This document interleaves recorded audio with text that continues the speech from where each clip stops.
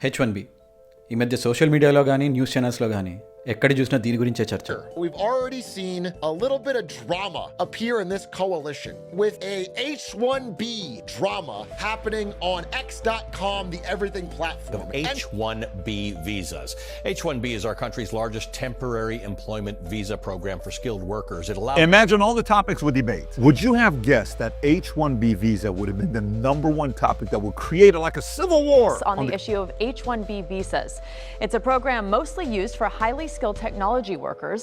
Elon Musk supports it while advisors like Steve Bannon oppose it. మామూలుగా అయితే ఈ topic గురించి అసలు మాట్లాడొద్దు అనుకున్నాం.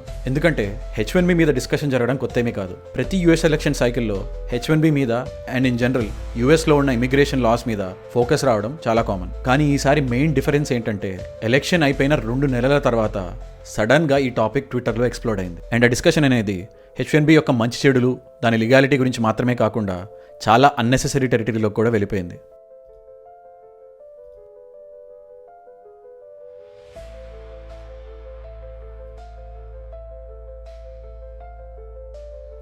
అసలు ఈ మొత్తం డిస్కషన్లో H1Bకి అగెయిన్స్ట్గా వాళ్ళు లేవనెత్తిన పాయింట్స్ ఏంటి అండ్ పబ్లిక్గా అవైలబుల్ ఉన్న డేటా ఏం చెప్తుంది ఇప్పుడు చూద్దాం. మీరు కానీ మీ ఫ్రెండ్స్ ఆర్ ఫ్యామిలీ మెంబర్స్ కానీ ఆల్రెడీ H1B మీద యూఎస్లో వర్క్ చేస్తూ ఉండొచ్చు, లేదా ఓపీటీ మీద వర్క్ చేస్తూనే ఉండొచ్చు. సో ఈ వీడియోలో నేను చెప్పే పాయింట్స్ కనుక మీకు వ్యాలిడ్ అనిపించి మీకు నచ్చితే కనుక తప్పకుండా like and share this video. And ఇలాంటి ఇన్ఫర్మేటివ్ వీడియోస్ ఇంకా చేయడానికి నాకు సపోర్ట్ చేయాలి అనుకుంటే please subscribe to my channel. Let's dive in.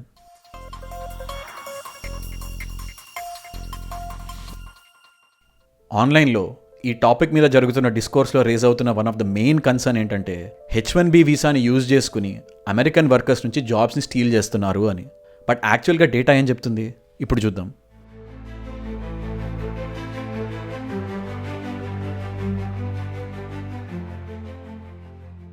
tradingeconomics.com అనే వెబ్సైట్లో లాస్ట్ 5 yearsలో యూఎస్లో ప్రతి మంత్ ఎన్ని కొత్త జాబ్ ఓపెనింగ్స్ పోస్ట్ అయినాయో ఆ డేటా ఉంది.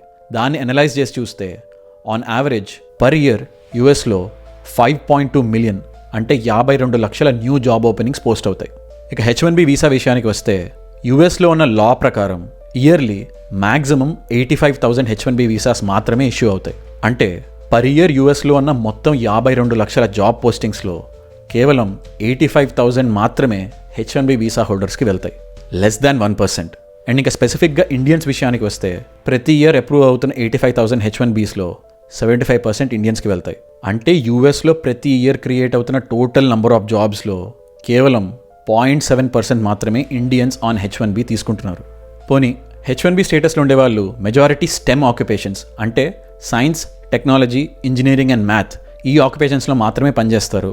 సో ఆ H1B నంబర్స్ని యూఎస్ మార్కెట్లో ఓపెన్ అవుతున్న అన్ని జాబ్ ఓపెనింగ్ నెంబర్తో కంపేర్ చేయడం ఫెయిర్ కాదు అని మీరు అనుకోవచ్చు.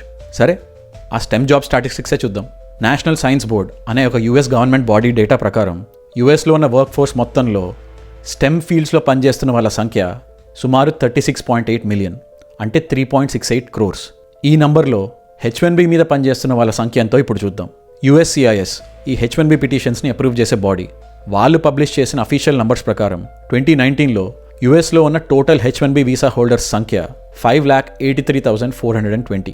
అండ్ నెక్స్ట్ 2 yearsలో అంటే 2020 అండ్ 2021లో ఈ 5,83,420 మందిలో ఏ ఒక్క వీసా హోల్డర్ కూడా యూఎస్ని వదిలేసి వాళ్ళ సొంత కంట్రీకి వెళ్ళిపోలేదు అని అజ్యూమ్ చేసుకుందాం.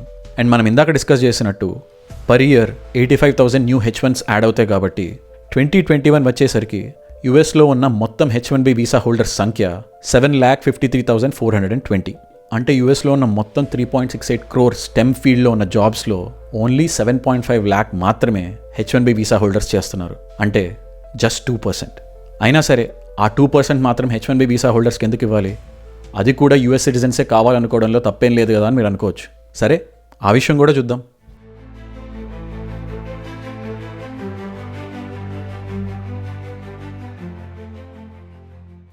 ఇండియన్స్ విషయానికి వస్తే H1B మీద యూఎస్లో వర్క్ చేస్తున్న వాళ్ళలో చాలామంది యూఎస్కి మాస్టర్స్ కోసం వచ్చి తర్వాత ఇక్కడే జాబ్ చేస్తూ ఉన్న వాళ్ళు ఉంటారు.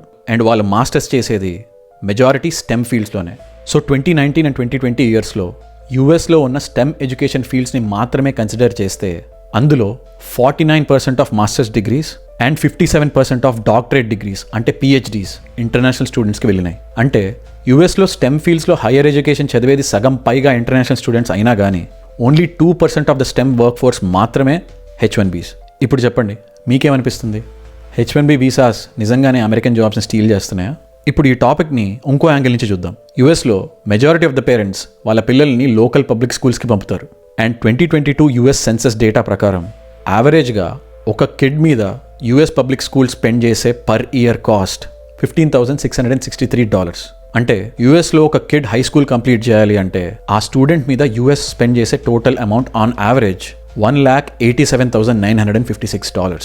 ఇది జస్ట్ హై స్కూల్ వరకు మాత్రమే. దీని తర్వాత ఆ స్టూడెంట్ స్టెమ్ ఫీల్డ్లో ఏదైనా బ్యాచిలర్స్ డిగ్రీ చేయాలి అంటే ఆ ఖర్చు ఎక్స్ట్రా.